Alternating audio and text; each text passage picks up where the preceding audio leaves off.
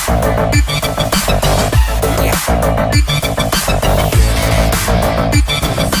Dear student, कैसे आप सभी लोग। मैं हूं डियर तेजस पाल और आज की क्लास में आपका बहुत बहुत स्वागत है। आज जो हम चैप्टर पढ़ रहे हैं उसका नाम है कोशिका चक्र और कोशिका विभाजन। ये पहले से आप लोगों को पता है, जो जिसका फर्स्ट डे है, मतलब पहले दिन क्लास लगा रहे हैं उनके लिए बताना पड़ता है कि क्या देख रहे हैं हम लोग। चलिए, तो आज से हम लोग स्टार्ट कर रहे हैं अर्धसूत्री विभाजन यानी कि मियोसिस। क्लियर है? तो ये आपको याद रखना, मियोसिस यानी कि अर्धसूत्री विभाजन हम लोग देख रहे हैं। तो चलिए स्टार्ट करते हैं, बहुत ज्यादा इंपॉर्टेंट है। लैंगिक प्रजनन, ठीक है। लैंगिक प्रजनन क्या होता है? तो जिसमें जो है मेल और फीमेल इंक्लूड होते हैं, ऐसे प्रजनन को, ऐसे जनन को हम लोग लैंगिक जनन कहते हैं। एक होता है अलैंगिक जनन, एक होता है लैंगिक जनन। तो ये रिप्रोडक्शन में 12th में हम लोग देखेंगे, शायद 9th और 12th में आपने 9th और 10th में आपने जो है देखा होगा, ठीक है। चलिए, तो ये लैंगिक प्रजनन द्वारा संतति के निर्माण में दो युग्मकों का संयोजन होता है, ठीक है। मैंने यही बताया ना कि देखो, इसमें होगा एक मेल, एक होगी फीमेल। मेल में बनता है स्पर्म, ठीक है। फीमेल में बनता है ओवम, ठीक है। तो ये आपको याद रखना है, दो युग्मक। तो ये युग्मक किसको कहते हैं, क्या कहते हैं? इनको कहते हैं हम लोग युग्मक।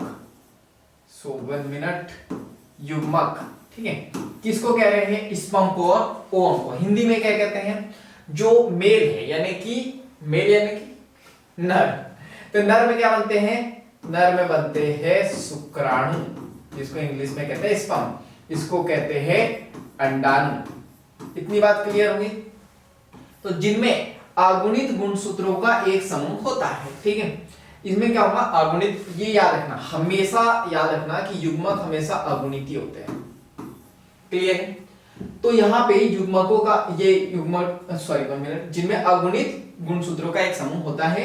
युग्मक का निर्माण विशिष्ट द्विगुणित कोशिका से होता है। तो सिंपल सी बात है, ये जो मेल है या फीमेल है, ये कैसी होंगी? 2n ही होंगी। कैसी होंगी? 2n होंगी। तो ये आपको याद रखना है। हम कैसे प्राणी हैं? द्विगुणित प्राणी।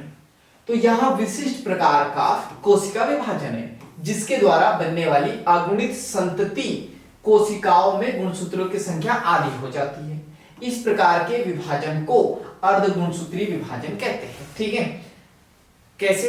तो हम लोग यहाँ पे बात करते हैं, ये 2n था, तो यहाँ पे क्या है? यहाँ पे हुई मियोसिस, यहाँ पे भी हुई मियोसिस, यानी अर्धसूत्री विभाजन।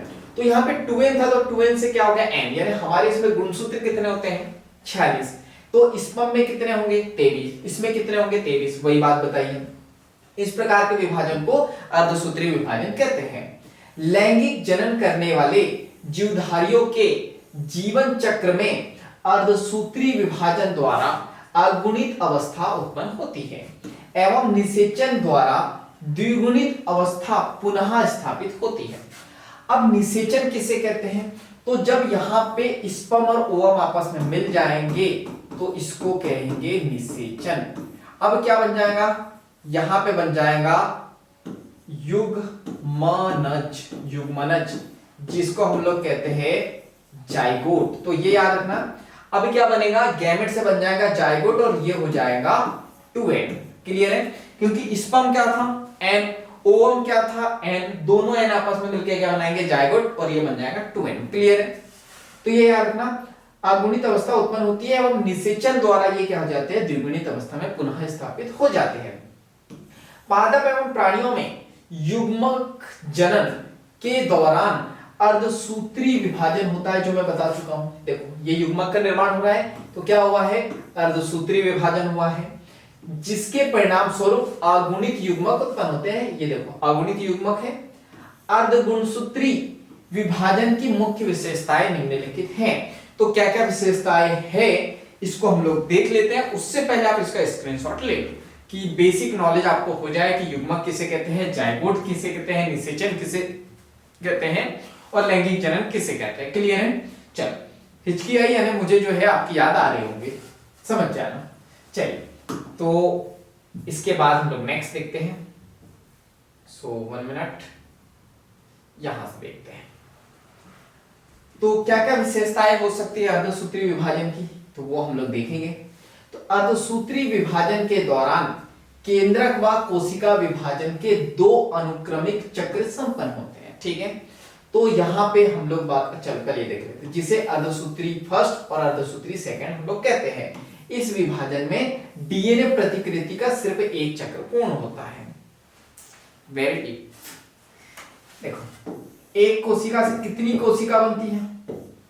दो कोशिका बनती है, ये तो आपको पता है, क्लियर है। फिर क्या होगा, ये एक कोशिका से फिर दो कोशिका बनेगी, इससे फिर दो कोशिका बनेगी, तो इसको कहते हैं मियोसिस। तो याद रखना, यहां पे होंगी मियोसिस फर्स्ट, ठीक है, मियोसिस फर्स्ट, और यहां पे होंगी मियोसिस सेकंड। क्लियर है, तो ये याद रखना, अर्धसूत्री विभाजन के अंत में चार संतति कोशिका बनती है, ये आपको याद रखना है। कितनी? चार संतति कोशिका का निर्माण होता है, और वो भी कैसी होंगी? अगुणित कोशिका। क्लियर है। चलो, तो ये हम लोग बात कर लेते हैं, दो इसमें होता है। डीएनए प्रतिकृति का एक चक्र पूर्ण होता है, तो ये याद रखना, सिंपल सी बात है। यहां पे भी कोशिका डिवाइड होने से पहले क्या होगा? सेल साइकिल चलेगा। ठीक है, यहां पे सेल साइकिल तो यहां पे भी चलेगा, लेकिन याद रखना है, कोशिका दो बार डिवाइड हो रही है, इसका मतलब ये नहीं कि डीएनए भी दो बार डिवाइड होगा। यहां पे डीएनए रेप्लिकेशन याद रखना, वो होगा सिंगल टाइम, यानी एक ही बार होगा, ये आपको याद रखना है। इसके बाद नेक्स्ट देखते हैं, ऐसा अवस्था में पैतृक गुणसूत्रों के प्रतिकृति के साथ समान संतति अर्धगुणसूत्र बनने के बाद अर्धसूत्री फर्स्ट अवस्था प्रारंभ होती है। Very important. ये सेल साइकिल में हम लोगों ने समसूत्री विभाजन में देखा था कि गुणसूत्र डिवाइड नहीं होते हैं, लेकिन याद रखना, यहां पे पैतृक गुणसूत्र की प्रतिकृति होती है, यानी यहां पे जो गुणसूत्र की जो है, यहां पे गुणसूत्र का प्रतिकृत्यन होगा, यानी गुणसूत्र यहां पे डबल होंगे, 2n से 4n होंगे, यानी 46 से 45 दूनी 90, 90 90 90 90 90 92 होंगे। ये आपको याद रखना है, थोड़ी बहुत मैथमेटिक आपको भी पता होनी चाहिए। अर्धसूत्री सेकंड विभाजन में समजात गुणसूत्रों का युगलन व पुनर्योजन होता है। अब समजात गुणसूत्र यानी कि एक ही जाति के गुणसूत्र, यानी कि मनुष्य, जैसे मनुष्य की बात करें, ऐसा तो नहीं ना कुत्ता और बिल्ली के गुणसूत्र आपस में लेके कुछ नया जीव बना दे, ऐसा तो नहीं होगा। ऐसा तो नहीं इंसान और जानवर के बच्चे दोनों मिक्स होकर कोई नया बच्चा बना दे, ऐसा नहीं। तो यहाँ पे जो समान जाति के गुणसूत्र का युगलन होता है, तो युग्मन इसको कहते हैं, यानी दोनों आपस में मिलते हैं। पुनर्योजन यानी कि जैसे देखो, यहाँ पे हमारे अंदर जो गुणसूत्र है, ठीक है, इसमें क्या होगा? इसका पुनर्योजन हुआ है। पुनर्योजन यानी कि रिकॉम्बिनेंट, यानी यहां पे हमारी मदर के भी गुणसूत्र होंगे और हमारे फादर के भी, यानी कि पिता के भी, इन दोनों के गुणसूत्र आपस में मिलके कुछ नया बना है, उसको कहते हैं पुनर्योजन। क्लियर है यहां तक के? चलिए, तो इसका स्क्रीनशॉट ले लो फटाफट। इसके बाद हम लोग नेक्स्ट देखते हैं, और कोई विशेषता है क्या? चलिए, तो ये विशेषताएं कुछ और बची हैं, तो ये देख लेते हैं। यहां पर अर्धसूत्री सेकंड के अंत में चार अगुणित कोशिकाएं बनती है। मैंने बताया था आपको, चार अगुणित कोशिका बनती है। अर्धसूत्री विभाजन को निम्न अवस्थाओं में वर्गीकृत किया गया है। तो देखो, ये है मियोसिस फर्स्ट, ये है मियोसिस सेकंड, यानी इसको हो गया पोलियो, तो मैं इसको ऐसा कर देता हूं, ठीक है। तो अर्धसूत्री फर्स्ट और अर्धसूत्री सेकंड, तो देखो क्या है, यहां पे भी prophase first, metaphase second, sorry first, prophase, metaphase, anaphase और टीलोफेस, फर्स्ट, ठीक है। यहां पे भी वही चार phase, PMT, prophase, metaphase, anaphase और टीलोफेस। यहां क्या आ जाएगा? सेकंड और सेकंड। क्लियर है? तो prophase first, prophase second, metaphase first, metaphase second, anaphase first, anaphase second, telophase first और टीलोफेस सेकंड। इस टाइप से यहां पे जो है इसको वर्गीकृत किया गया है। तो यहां पे अब क्या देखना है? अर्धसूत्री विभाजन फर्स्ट से हम लोग स्टार्ट करेंगे, इसको पहले। क्लियर है यहां तक के? तो इसको स्टार्ट करेंगे हम लोग अगली क्लास में।